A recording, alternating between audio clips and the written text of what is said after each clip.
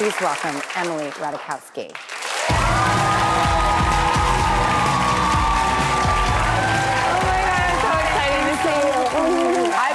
Every interview too. Oh God. By the way, how was Howard Stern? Yeah, I just came from Howard. It's weird. I did an hour and a half. It's the longest interview I think I've done with someone, and he was great. Well, he used to be a big button pusher in my life because he would have my mom on all the time.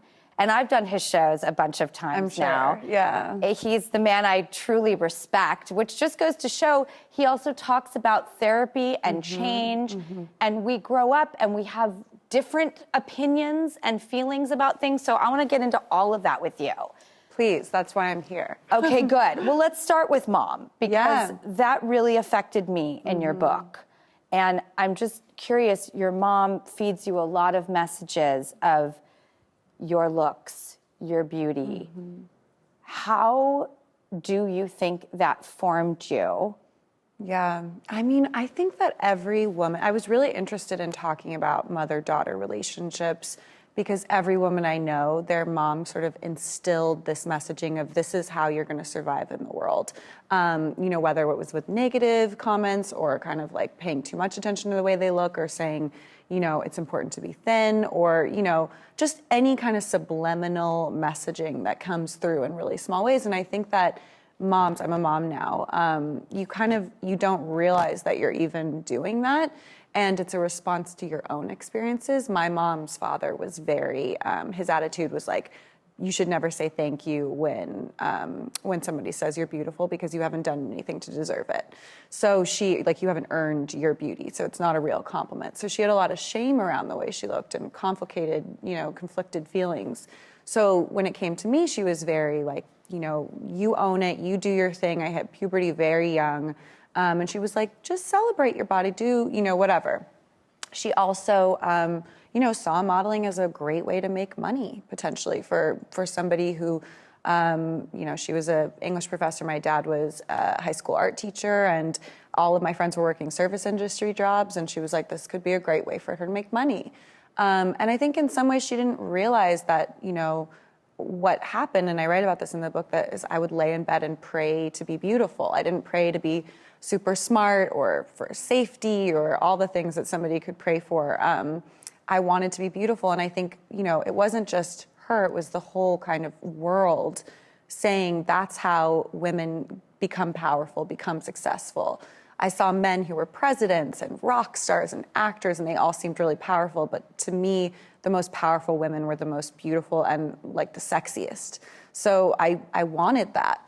Now, when you talk about the Blurred Lines video, which as I read that chapter in the book, I was interested going into it because I had heard a lot about it in the public. When you're writing that, do you know this is going to grab, this is going to pop and rise to the top? What were your thoughts? I didn't want to write it.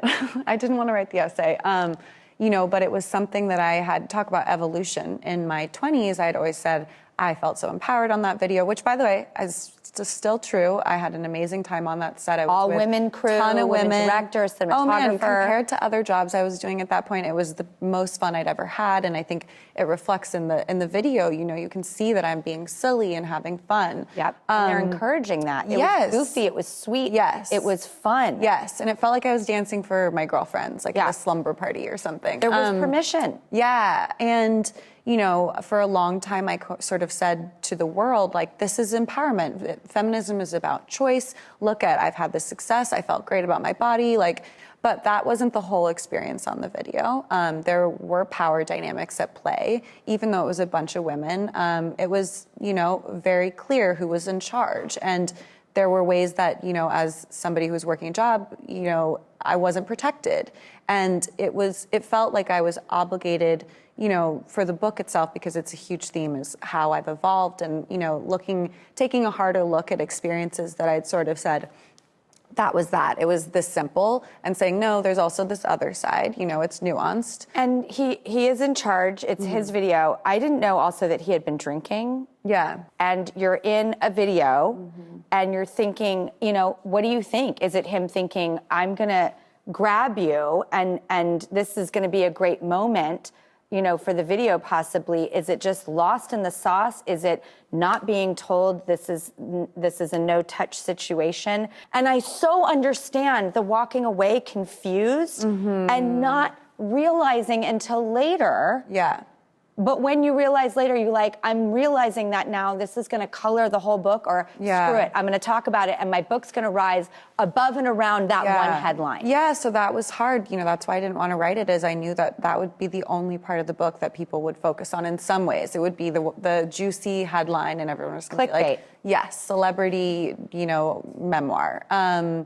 But I did think it was important because I had spoken out so much about that video before, and I wanted to set the record straight about, you know, how I've evolved and my beliefs have changed. But yeah, it's been a little, you know, I hope people actually get to read. At one point I was going to publish the essay online so that it was accessible, but they wanted to do sort of a trimmed down version. And I was like, no, I want every single word that's in the book to be read. So I'm hoping that when people read the actual essay, they're able to understand what I was getting at.